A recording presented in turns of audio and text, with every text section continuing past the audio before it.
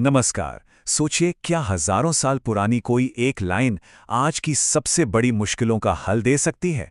आज हम एक ऐसे ही प्राचीन ग्रंथ की एक रणनीति को समझने वाले हैं। तो चलिए शुरू करते हैं एक सवाल से। जब कोई बहुत बड़ी मतलब एकदम पहाड़ जैसी चुनौती सामने खड़ी हो तो पहला रिएक्शन क्या होता है? क्या दिमाग बिल्कुल सुन पड़ जाता है या फिर हम तुरंत बिना सोचे समझे हल ढूंढने में लग जाते हैं? ये एक ऐसा सवाल है जो हम सबको कभी ना कभी जरूर परेशान करता है।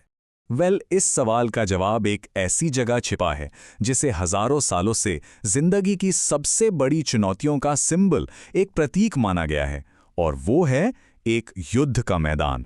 तो हमारी कहानी शुरू होती है कुरुक्षेत्र के मैदान से, भगवद गीता के बिल्कुल शुरुआती लम्हों में। सोचिए, माहौल में कैसा जबरदस्त तनाव होगा। दो विशाल सेनाएं आमने सामने खड़ी हैं और इतिहास का सबसे बड़ा युद्ध बस शुरू होने ही वाला है। और हमारा सबक ठीक यहीं से निकलता है। और अब आते हैं कहानी के बहुत ही अहम किरदार पर, दुर्योधन। देखिए, उसके एक्शन को हम सिर्फ इतिहास की एक घटना की तरह नहीं देखेंगे, बल्कि एक बहुत ही गहरी, एक बहुत ही प्रैक्टिकल स्ट्रैटेजी की तरह समझेंगे। तो ये रहा वो मूल श्लोक जो हमारी पूरी चर्चा का बेस है। हाँ, ये संस्कृत में है, पर इसका मतलब आज भी उतना ही पावरफुल, उतना ही रेलेवेंट है। तो इसका मतलब क्या है? सिंपल भाषा में दुर्योधन अपने गुरु द्रोणाचार्य से कह रहा है कि पांडवों की सेना को देखने के बाद अब मैं आपको अपनी सेना के उन खास योद्धाओं के बारे में बताता हूं जो हमारी तरफ से लीड करेंगे। जरा सोचिए इस बात पर। दुश्मन को देखने के ठीक बाद उसका अगला कदम क्या था? अपनी ताकत को गिनना। और बस यही बात, यही सीक्वेंस इतना कमाल का है। ये कोई इत्तेफाक नहीं था, कोई रैंडम एक्शन नहीं। पहले उसने दुश्मन यानी प्रॉब्लम को एनालाइज किया और फिर फौरन अपनी ताकत, अपने रिसोर्सेज को परखा। ये एक सोची समझी, एक कैलकुलेटेड स्ट्रैटेजी थी। तो दुर्योधन के इस एक एक्शन से हमें मिलता है सक्सेस का एक बिल्कुल सीधा 2 स्टेप वाला फॉर्मूला। स्टेप 1, प्रॉब्लम को समझो, और स्टेप 2, अपनी ताकत को जानो। ठीक है, तो चलिए अब इस स्ट्रैटेजी के पहले स्टेप को थोड़ा और गहराई से समझते हैं। आखिर किसी चैलेंज को एनालाइज करने का मतलब होता क्या है? इसका सीधा मतलब है सिचुएशन को एकदम साफ साफ देखना, बिना किसी लाग लपेट के। जैसे दुर्योधन ने पांडवों की सेना को देखा, वैसे ही हमें भी अपनी चुनौती के हर एंगल को समझना होगा। चाहे वो ऑफिस का कोई बड़ा प्रोजेक्ट हो, कोई जरूरी एग्जाम हो, या फिर जिंदगी का कोई भी बड़ा गोल, हमें पता होना चाहिए कि सामने कौन कौन सी बाधाएं खड़ी हैं।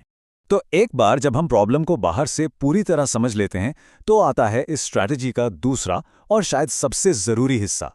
अब फोकस को बाहर से अंदर की तरफ लाना है। प्रॉब्लम के बारे में सोचने के बाद अब बारी है अपने बारे में सोचने की।